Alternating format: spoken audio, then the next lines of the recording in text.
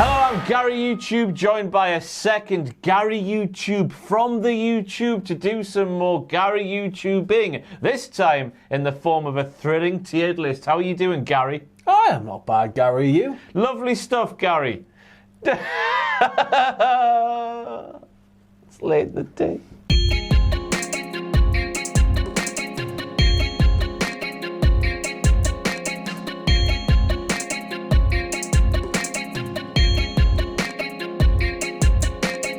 So if you don't know, you get some things in the little boxes down the bottom of the screen there, then you drag them up and put them into different tiers. But eagle-eyed viewers of this Gary YouTube series will realise that our categories there are slightly different than normal, because this one is a one that was already on the Tier Maker website description, presumably down below somewhere, hopefully. Yeah, you can go into the description, you can click on this, and you can play along yourself and send us it on Twitter. Yeah, and then we'll disagree and have a fight. Isn't that what Christmas is all about? Today, we're doing WWE finishes. You might be thinking, oh, that's a bit of a short one, Ross. Sorry, Gary, for what you normally do. And I'll be saying, yes, Gary, it is a bit short. We've got a spare hour. We're going to do a little one. So let's get cracking with this particular napkin with what looks like, Gary, the AA, the Attitude Adjustment. I personally believe it's in the bad tier. It's a bad finisher. It's a fireman's carry. It's not terrible.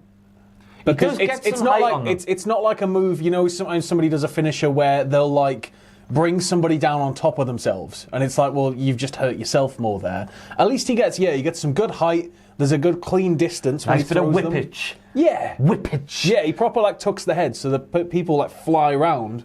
But I'm just looking here. There's no Starship Pain in this, but if Starship Pain was here, Starship Pain wouldn't be in the terrible tier. We can see here. It would be off the bloody chart. We'd set all of this down and it would open back up as straight to hell.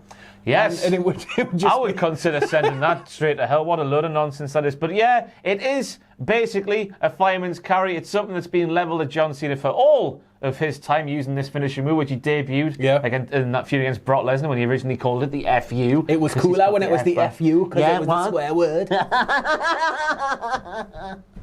You all right? No, I'm not.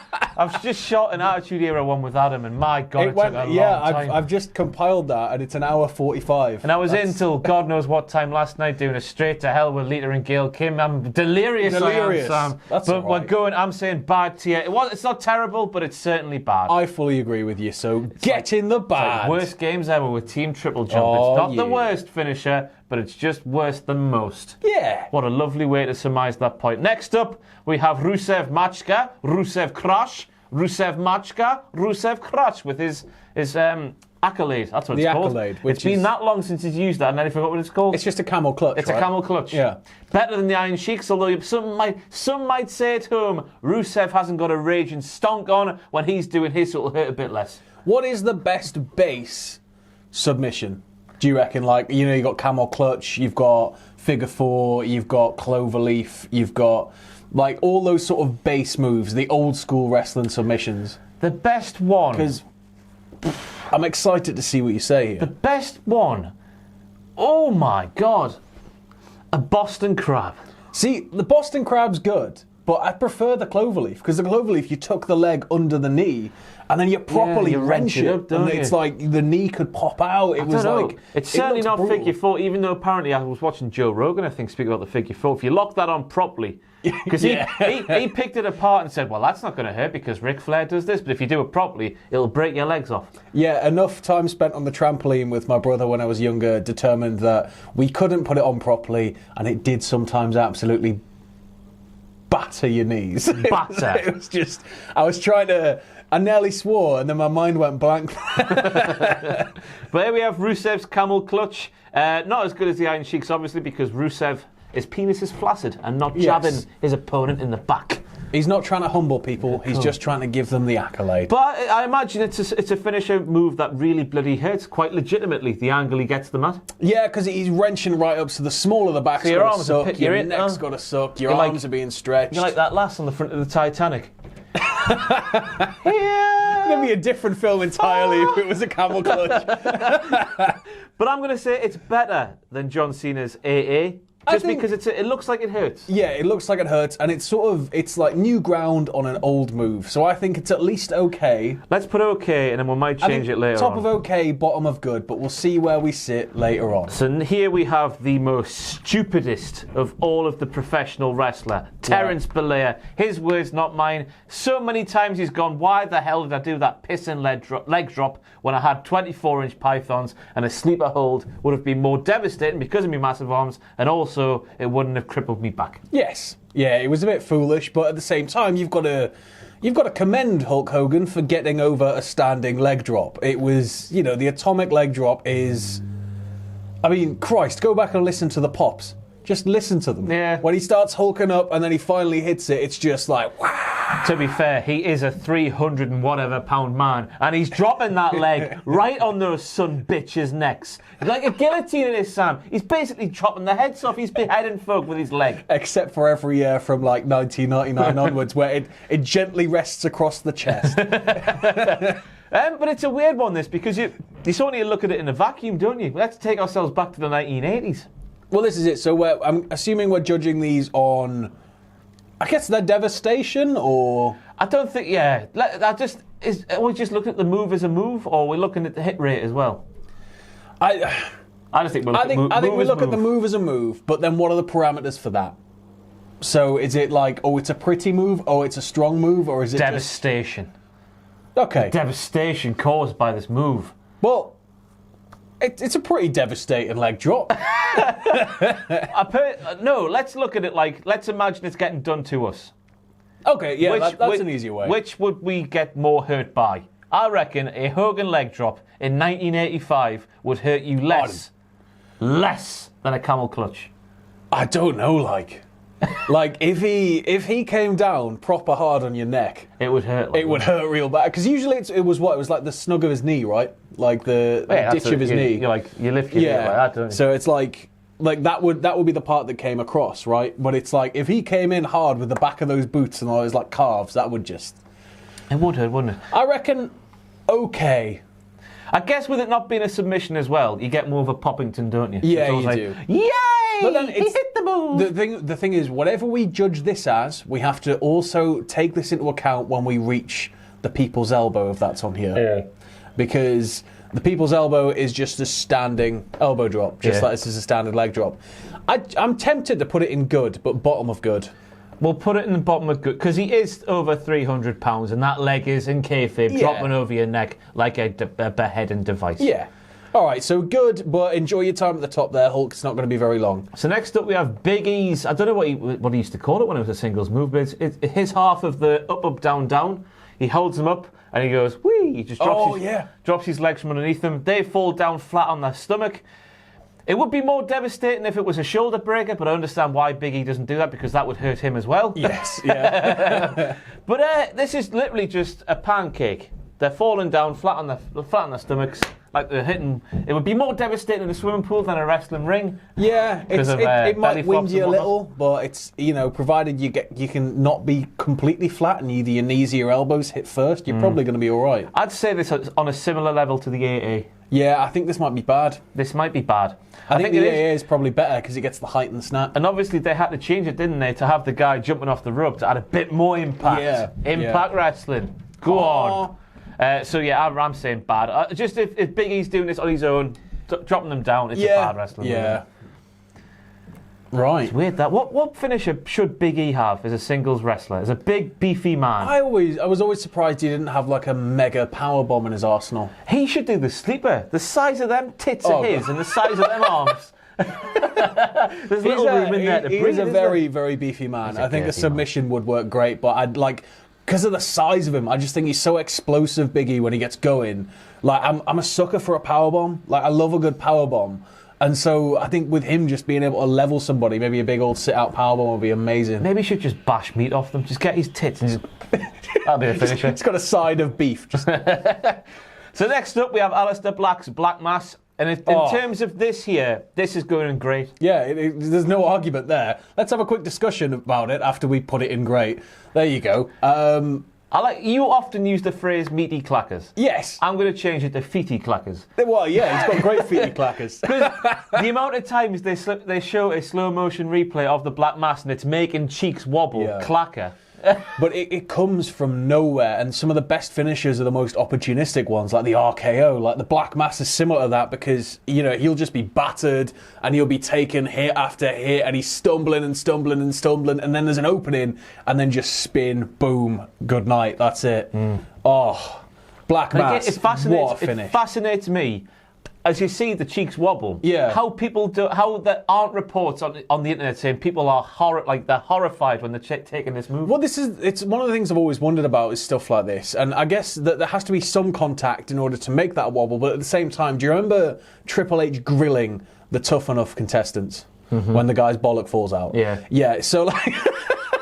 I forgot about that until just now when I brought it up. But he starts telling people to throw a punch at him. And he's throwing, makes two people throw a punch at each other. And he's like, okay, you're good at throwing.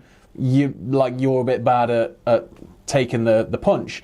And so he jumps in himself, and the snap, the way he moves his head so quickly, I think that must cause some of the rippling. Yeah. But, the connection's got to be But you watch this guy. Imagine, right? Someone just takes the Black Mass, just starts going.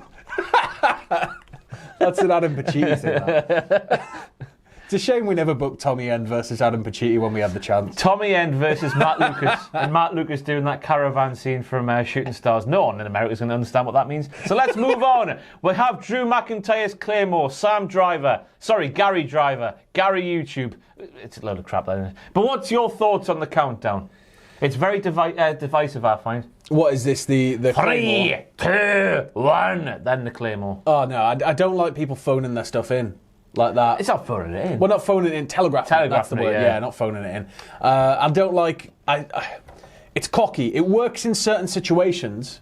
I love sometimes when Randy starts hammering the mat, but then sometimes it's the face is stumbling around for 2 minutes while he's just banging on the mat. It's they can hear that. Why would they turn around? That's the thing. I really do enjoy Drew Mac because the crowd's invested and the crowd's doing it along with him, so it's obviously working. But I used to get this feeling from Shawn Michaels when he would stomp the mat before a Sweet Shea Music for roughly 5 minutes. Yeah. 5 minutes straight. I think, why would you do that? But when I watch Drew McIntyre doing that, I don't know what it is in my stupid brain, but I don't get that same feeling. I think with Shawn it worked sometimes with when he was knackered and he was done in and he's been through the absolute wars, and then he crawls into the corner and he's slowly getting back to his feet and he's stamping his foot, and then the crowd starts getting behind him. I understand that because it's sort of when you see a long jumper go up and they start the slow clap. Yeah. That's cool. But yeah, the telegraph. Sneaking up on that jumping board thing. What do they call it? The jumping board. Take-off board. The take-off board on the triple jump. Oh, the I just know it as a line. Yeah. The line. The line. The line. But the Claymore itself is just beautiful. It's another move that you think feety clackers, isn't it? It seems to make more contact than not. Do you prefer the Claymore or the DDT, the Future Shock DDT? Oh, Claymore. I think so, yeah. I don't know if it's just my warped mind. Sometimes when you get a lot of spin in, it was cool. But I think Claymore. That one he did on Ospreay back in the LWCW days. That was fantastic. He got a great snap though on the DDT. All right, as well. Triple H. Proper, just. Great snap. But I don't know what it is in my warped mind that when I now see a DDT, the only exception I can think of is John Moxley's elevated paradigm shift. But when I largely see a DDT as a finisher now, I don't know if it's because when I was growing up, The Rock was doing it as a transitional move. It's sort of lost on me now, a DDT. It's become one of those moves, isn't it? It's like when you SmackDown 2-0, everybody did a DDT. That was it. It doesn't matter who it was just a transitional move. Yeah. But that's definitely the Claymore is better. I don't think the Claymore is as good as the Black Mass, but I do think the Claymore is better than Hogan's leg drop. Yeah. I'm thinking we might need to move down Hogan's leg drop. Yeah. Do you reckon? We'll see how it goes a bit further on. Let's see how it goes a little bit further on, but are you agreed with me that it should go in good? I think it should go in good. Top of good. I don't think it's quite as good as that's what I mean. Look at Claymore. Great's the upper echelons of The echelons? Yeah. The upper tiers of this tier list. Yeah. Well, Matt, I think Hogan's going to come down by the end. Yeah. So next up we have the curb stomp. Don't know why I said it like that. It's cool. I think it's fantastic, mate. I I think the very concept of the move is sensational. Yeah. I'm just going to get your head right. I'm going to just stamp on it. I'm just going to stamp on it. And then you're going to put your head right into the floor and then concuss yourself. It's going to be great. If it was protected heavily, like super, super heavily, and nobody ever... Has anybody kicked out of it, though? I don't know, but recently on Raw, the way that these tag matches are going, Buddy Murphy does all the work, then all of a sudden Rollins, boom, and that's it. That's the finish. Oh, that's all right, then. Behind the referee's back. Yeah, because like the curb stomp is cool as like... Because it's almost like an illegal maneuver. It's like punching with a closed fist until Big Show did it. Or like, you just don't go there because there's sort of sportsmanlike behaviour. You don't stamp on somebody's skull, but this is... Well, they banned it for a while, didn't they? Because it was too violent to show kids, basically, just in case they copied it. Yeah. Because it is one of those moves that anybody can, was it in a after way, he did it on the briefcase? Was it, like, or was it... It was a while after that. It was sort of 2015, 16, 17, then they came back in that era, didn't it? Like, sort of 2016, 17, I think it came back, maybe. But I think it's just a fantastic move. If they have to take it off TV because they're getting complaints, maybe. I can't remember the exact reason. It was something like that. I think it's got to go in the great. I think it's got to go great. Yeah, I don't think it's like the best, but I think it's up there. It's a strong finisher. So next up, what the hell is that? Oh, we have Dirty Deeds from Dean Ambrose. No, is that a spear or Dirty Deeds? I can't work it out. Let's just. I think that's a spear. No, Dirty Deeds. That's Dirty Deeds. Dirty Deeds. Done dirt cheap. As I said before. Just my warped mind, it might be because of The Rock and people like that using the DDT as a transitional manoeuvre. Never really did much for me. Yeah, I think if you're going to have a DDT on the roster, nobody else can use one, which I don't think anybody really did when we had Ambrose. Oh, loads of people. Oh, DDT's just a transitional move. No one uses the arms up. I don't remember the last time I've watched watched a match with like a DDT. Maybe you've just seen Bobby so many. Roode, I guess he does it. Yeah. Andrade does the hammerlock DDT as his finisher. Edge does it's the all execution. coming back to me now. Yeah. I think you just become numb to certain moves and just to stand, not like his, what's that called where he hooks the arms for the DDT? Oh, I don't know what the official name is. I know, but I think a normal DDT, you're so desensitized to seeing that you might just think, I've not seen that move before. Yeah. You have a million times. But yeah, the DDT for me, I'm going to go, is it okay? I think it's certainly better than those two we've gotten bad. It's okay. I wouldn't call it bad because the history of the DDT, right? I mean, Jake the Snake, when he was doing it, that was in the best tier. Because again, that was at the time sort of an illegal maneuver. He was driving somebody's skull first into the floor. So I think out of respect for it, it has to maybe go into okay. Yeah, well, I'm fine with that because it just is a move anyway. Do you think it's better or worse than the Accolade? Better. Yeah. Especially when it's done properly. But now he's doing the elevated paradigm shift, I think he calls it these days. Yeah. That is up there. Much better. So next up we have Johnny Gargano's Gargano escape. Sam, what are you saying straight off the bat? It's brutal. It's properly brutal. The way he gets the arm round and then he yanks right back. But it's that yank because it's not like he just pulls back gently. He properly gets the arm snug around the neck and then like that. So yeah, that's the move. If you're taking the move, it's basically sort of, you're like that. Yeah, if you're face down. Yeah. So it's sort of like if you're face down, somebody's pulling you like that. So I'm going to give you, Sam, a game of the Cultaholic Wrestling Podcast's Reese's Pieces. Yari Paul. Rari Paul. Right. So Gargano escape or yes look? Gargano escape. Gargano escape or Crippler Crossface? Crippler Crossface. Gargano escape or William Regal's Regal Stretch? Gargano escape. Wow. Yeah. Wow. Yeah. Wow. I don't know why, but that was where my brain went.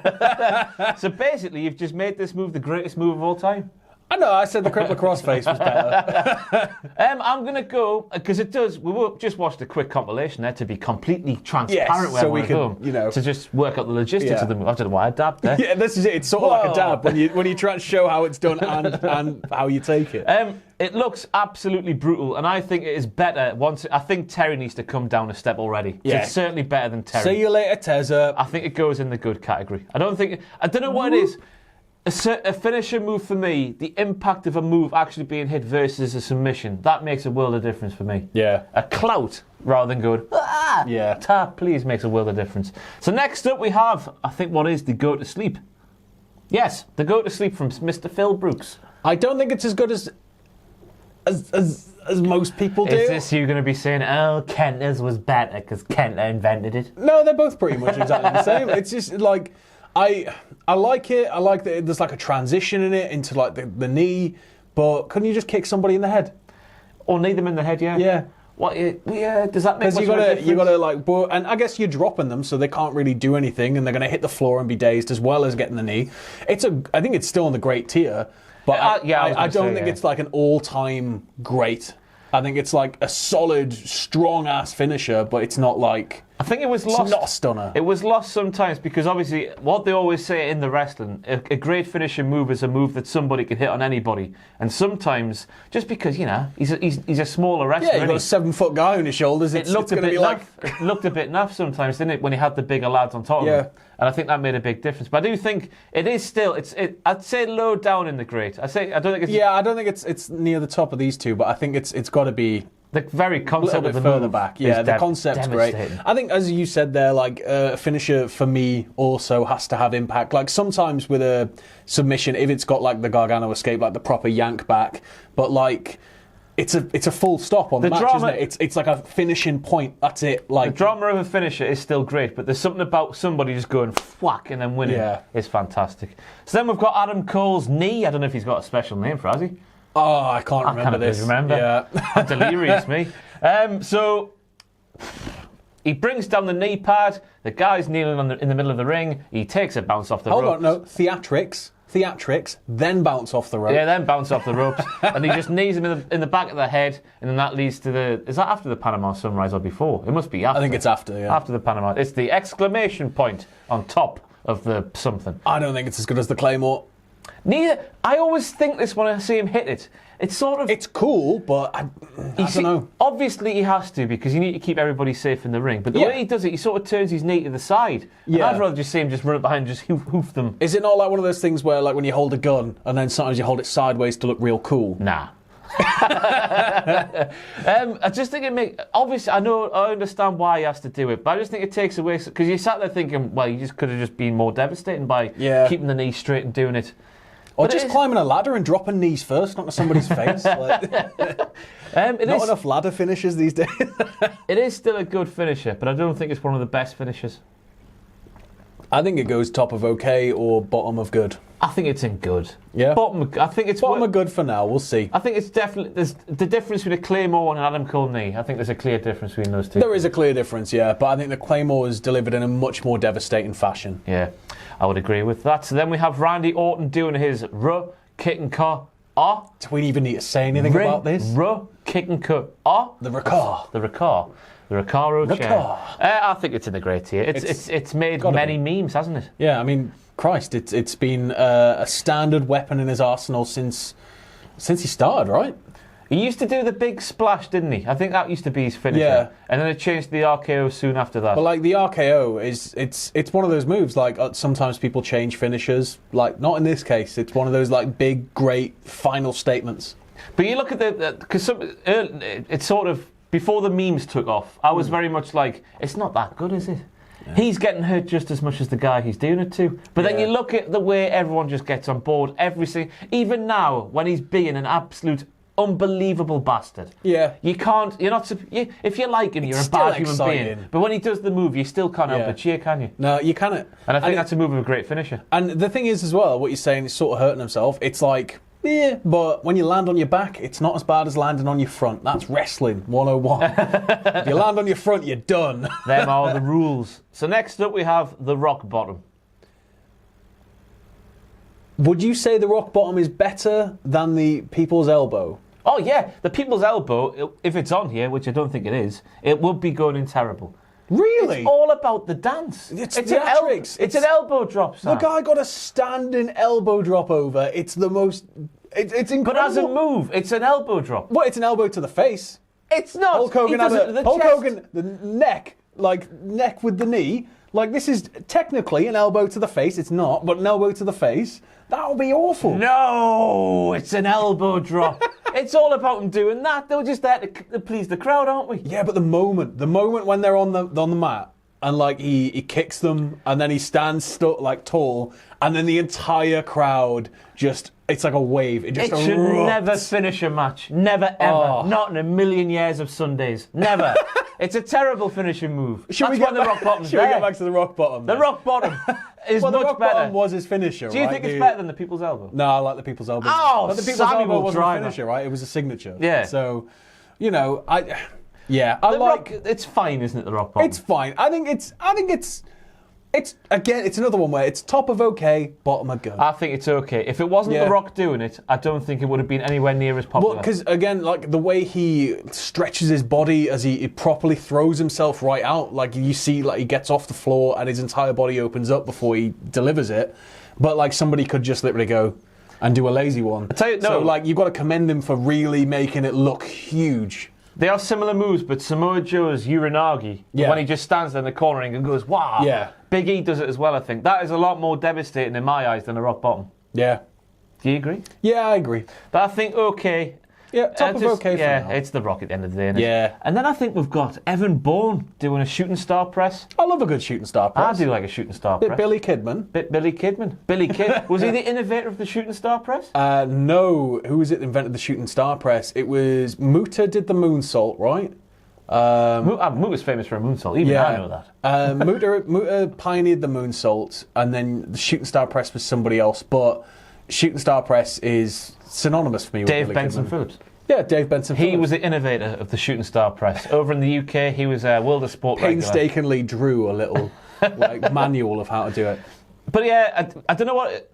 It's so impressive, isn't it? Shooting star press. Because it's travelling forward. So the difference, if you don't know, the difference between a moonsault and a shooting star press is you go backwards both times, but a moonsault you would be facing the audience and you flip backwards into the ring. A shooting star press, you face your opponent in the ring and then you go backwards. Kick your legs up under you. Yeah. And go. So I think the shooting star press is a lot more impressive than the moonsault because you've got that extra rotation you got to get. Yeah, and Evan Bourne especially was fantastic at it. Yeah.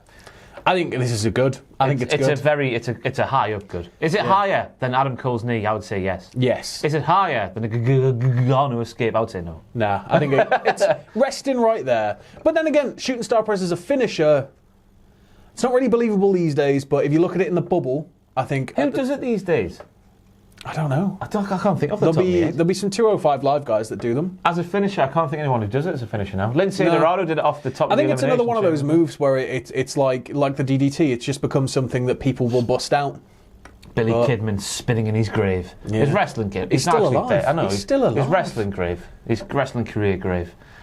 They did that whole story with him when he landed wrong on somebody and then he didn't want to do it anymore. And that was so good. Name in the head or something? Yeah, I think it was partially real, and then they worked into a whole angle where he lost his confidence and he didn't want to hurt people, and it was like he was needed in this feud, I think it was, in WCW, and he just kept going up and then he just wouldn't do it, and it was like, it was so good. So next up we have what is the best spear in professional wrestling history. I know the picture here is from Survivor Series 2016, but let's forget about modern day Goldberg. Thank God you said Goldberg. Let's go back, let's go back from 1997 to 2004. Name me a better spear hitter. You cannot. No. Goldberg's spear is in the great tier, and I would argue, based on what the moves are there, the top of the great tier. It is the top of the great tier. Go back and watch if you haven't seen it. Goldberg's spear on Christian, and then just come at me, bro. It's because Goldberg's spear it's like a dump tackle. It's like the guy used to play football. It's just straight up like a sweeping dump tackle. So it's not like Edge's. Edge sort of hugs you to the floor. Like, who else is there? I tell all credit to Roman Reigns, because his spear is as good as we've seen in terms of spear. God, yeah. But it's not as good as Goldberg's. No. There's something the way Goldberg would just seem. He would obviously explosive. He would obviously take care of the guy who was doing it to. But watching it, and especially when you're a kid as well. I don't know if I'm looking at this through rose-tinted spectacles, but he would just mow people down with little regard for their safety in the realms of kayfabe. And the whole thing is I think because Goldberg's such a big guy, you aren't really anticipating him being as athletic as he was, and so when he starts lining up for that, you don't really.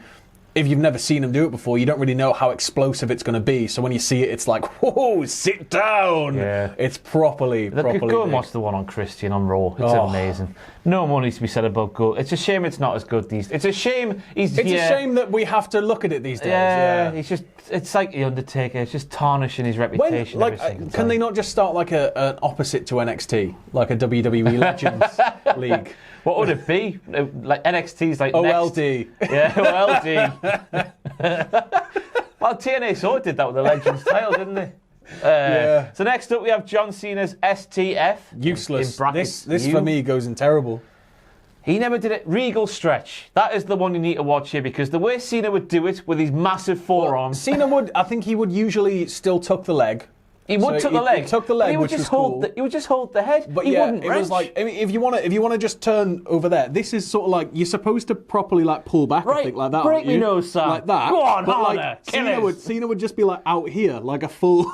That picture, and then he'd just be like, while his hands are moving freely of the person's head, rather than wrenching he was just back. He was giving himself a predator handshake. Yeah, like that. The submission hold Cena would do would not be wrenching back like you're supposed to, like William Regal would do it. He would hug them with the massive forearms. So the submission was him like sort of squashing your head like a nutcracker, and that's nowhere near as good. But it's like when you'll like grab it and it's just pulling like that. It is just like maybe Dylan, you son of a bitch. It's like John, you son of a bitch. Is it because his arms are too big for himself? Who knows? It looks like it. I don't know. It's definitely at most bad, if not terrible. Do we go terrible? I would say compared to the two that's in bad, yeah? Yeah, terrible. Terrible. Sorry, John. So next up we have the Stone Cold Stunner. Nothing to say about this. Nothing at top all. of the top, it's the Stone Cold Stunner. Where do you stand on the cells of the move, Sam? Linda McMahon's is the greatest, followed by Donald Trump. No, like, The Rock always sold it well, but sometimes it was a little bit too cartoony. I thought it was a bit too I much like an explosive. Like when Triple H used to sell it real well when the modern one just dropped straight back. The modern one, when Kevin Owens is doing the stunners on Raw, Buddy Murphy does a moonsault. Bloody work rate, boys. He flips and lands on his stomach. It's cool. It is cool. It is a bit too far for me. I mean, but it's a bit cooler than The Rock, who would do a backwards roll and then push himself three times while selling. The greatest sell with his legs just flying everywhere. Also, to be fair, when he would bounce off the ropes... He was basically doing handsprings, he was just like straight legs, straight back down. Anyway, the greatest sell for me is always Scott Hall. Yeah. WrestleMania exit, Richard Tubman. We can't use a cameo because it's using moving footage, isn't it? Yeah. But if we could include it, we would. He's done the thing. Scott Steiner. I'm knackered me. Scott Hall has gone jumping up, and Richard Tubman's edited, so he goes into the stratosphere. And Stone Cold followed him on Twitter because of that. And still he did. Yeah, it's ridiculous. What a bastard. I remember when that came in, when Richard was like, "Stone Cold followed me," and everybody was just like, "What?" So next up we have the Styles Clash, and this is a weird one for me. I'm not a fan of the Styles Clash. I'm not too much of a fan. I understand that it's like a really different looking, interesting finish, but I don't think. Like when I think of AJ Styles, the first thing I see in my head is him coming off the top rope for the forearm now. Like it's just that pose where he's like midair with the arm out. Styles Clash is always a little bit awkward to lock in, and when you think about the logistics of the move, it should be absolutely devastating because the legs are pinning the arms back, so your head's got nowhere to go. Yeah. But I don't know what it is about the way he just sort of goes, yeah. And I don't know if that's because he's 5'10", and maybe if he was a few inches bigger, he'd be able to get more spring maybe and make it look better. It's a good move for like a fat guy. Like if a big guy had it and it came down on top of you, it'd be awful. Yeah. Like if I did that to you, you'd be like... But, I think there is a little bit of drama sometimes when he's like locking it in and it's getting harder to lock in. Like that's cool, but I think it's top of okay, bottom of good. I think top of okay is very, well, that's going to cause some fires in the comment section. Is it? Yeah. Do you reckon people think it should be higher? I reckon people do. But I'm with you. Again, the phenomenal forearm to me is a much better finisher for Styles than the Styles Clash. I like finishers to be sort of minimal setup, more out of nowhere. And if they are minimal, like if there is a little bit of setup and then a little bit of theatrics into the move. But like when it's like having to hook arms and stuff, it looks very technical. But by the time it's done, it's like, oh, he like landed on his face. And because he's not like dropping them from a great height, you just sort of coming down off a couple of feet. So, I think it goes... Top of okay. Top of okay. I think that's fair, judged on what we've done so far. Is the Styles Clash on the same level as a Hogan leg drop? Does Hogan need to come down one more? Big Terry's fall from grace. 2. Not the first time. So next up we have a move which is going to be really strange depending on your age. If you are, say, 10 years old maybe, you're going to be baffled by the discussion we're going to have here. Yeah. Because it's the sweet chin music and it's much like the DDT. Not everybody, as they do today, did a super kick as a transitional maneuver. Yeah. Shawn Michaels was the only one who did a super kick, and Shawn Michaels would kick everybody's head off, and it was amazing. There were very few like thrust kicks. Sometimes you'd have like backwards thrust kicks and stuff, but the super kick, it was just great. Like the sweet chin music at the time, it was so devastating because nobody else did it. Nobody else did it. Nobody else did it like Michaels. Like an impact, the theatrics building into it with the stomp. And the way he would get his head down basically on the mat this is it. Get everything else going up. He would properly just go right down. And the extension, like his legs were pretty much just straight. Yeah. And it's very much, I would love to ask Shawn Michaels, how do you feel about everybody in every single match doing a super kick and getting a 2 count? I guess it's the ultimate homage to him because it's like people love him enough to go use that move, and he has pioneered this move, or at least not pioneered it, but like taken it to this level, this mythical level, and it's inspired all of these people to use it. But at the same time, I guess it's like Petey Williams and the Canadian Destroyer, where it's like I never really intended it for it to be like this. But it is one of the greatest moves of all time. Though. Don't care what you say, it's definitely good and great. How high up great?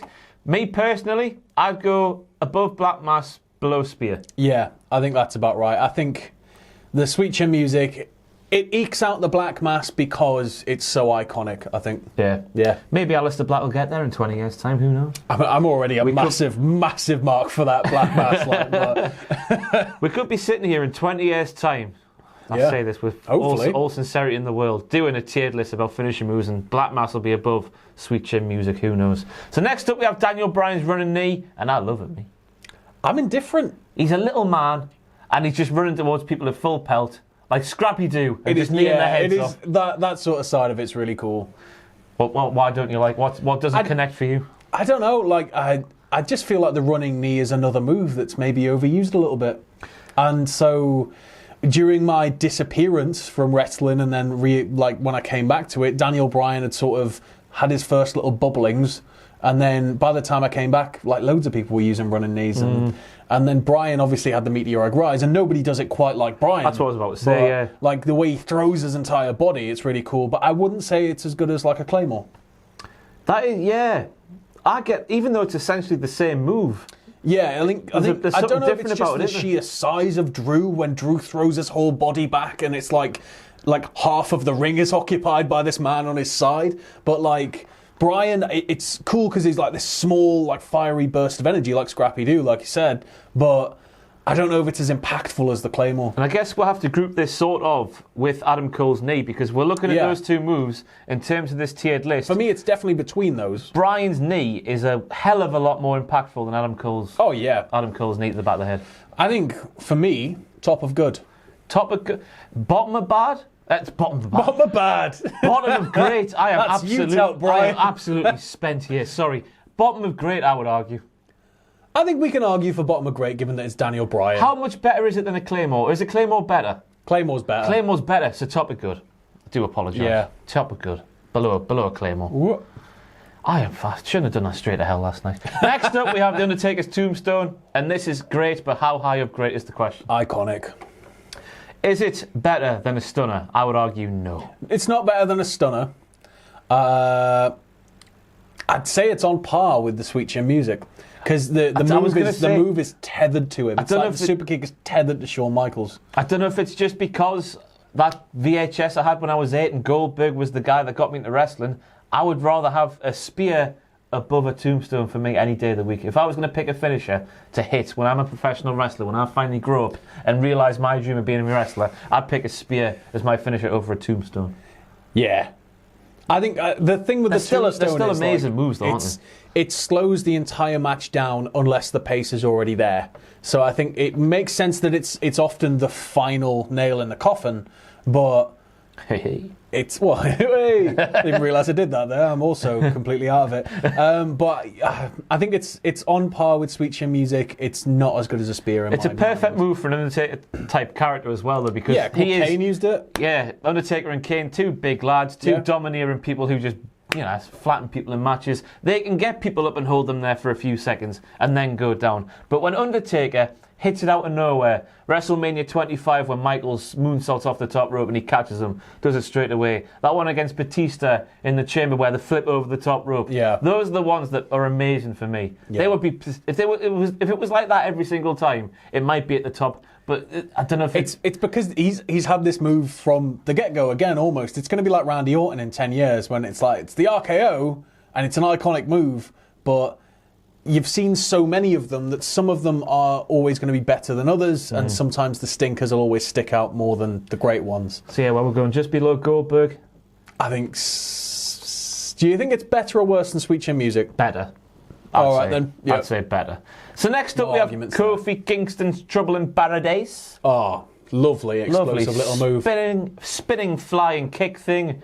All on board for it, me. I guess it's on par with the Black Mass, sort of. Yeah. It's a very similar manoeuvre. But the thing that would just have the Black Mass's edge... I can't even talk anymore, Sam. Just eke it out. The Black Mass is slightly better than the Trouble in Paradise just because of those slow motion replays when you see after the final bell. Never do you really see... And I guess, he's a safe worker. I'm not saying Alistair Black isn't, but there's something really real for a Black Mass that Trouble in Paradise doesn't have.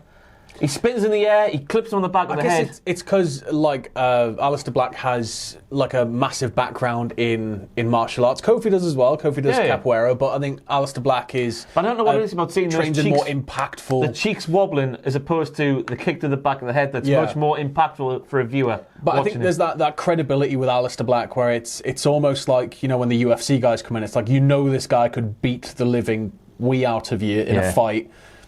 So when he hits that and it's properly out of nowhere, I think that's always whoa. Yeah, that's the aspect of the move I love as well. And I'm going to argue to you now, Sam, below the curb stomp but above the GTS.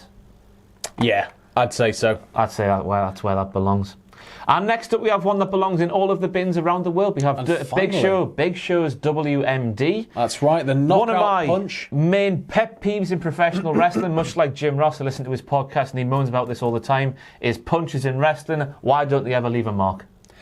It's the rules, right? No closed fists. I think it's important to have rules. I think it's important to say things like no closed fists, because then when you do use a closed fist...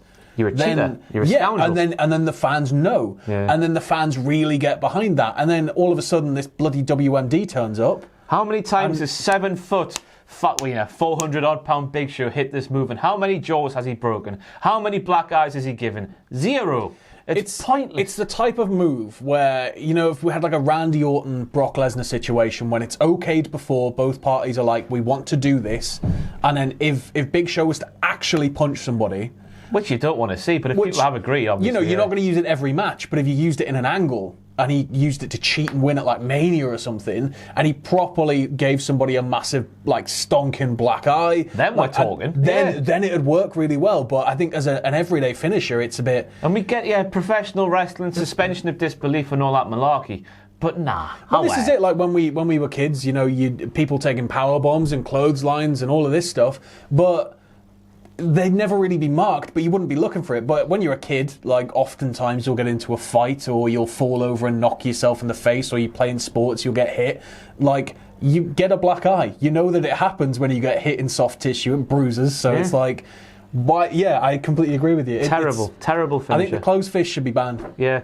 Forearms, yeah. Yeah, forearms. That should be as close as we get. No elbows, no fists, no... Well, you can use knees. But, I think taking those two things away... It's like taking the power driver away. When it's busted out, it's like, whoa! Yeah. That's the thing, isn't it? Because we're living in this world where, people who don't like wrestling go, oh, well, UFC fighters, when they hit people.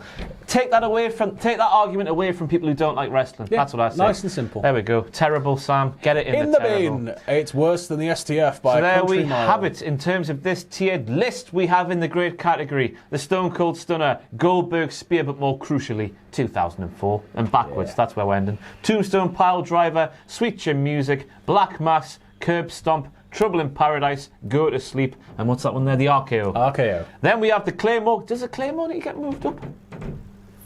Claymore at the top of good. I'm tempted, like. Yeah, I think it's tempting. Who knows if he beats Brock Lesnar at WrestleMania? I'm guessing this video's Then going to it'll go up. Yeah. Then we have Daniel Bryan's running knee, the Gargano escape. Then we have the Shooting Star Press and Adam Cole's fancy knee to the back of the head. Okay, the controversial one, a Styles Clash, a Rock Bottom, a Camel Clutch, or a Accolade, whatever you want to call it, and the Dirty Deeds, or whatever Mankind used to call it back in the day.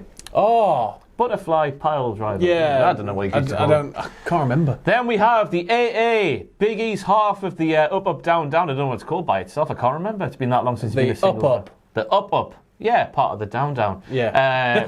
Then we have Terry Bollea's ever falling leg drop, which started off in good. It did. And ended up in bad. As we said, Fall from Grace Part 2. And then finally, in terrible, we have John Cena's Nutcracker. It's not an STF, John. And then Big Show's WMD. I'm happy with them. Yeah.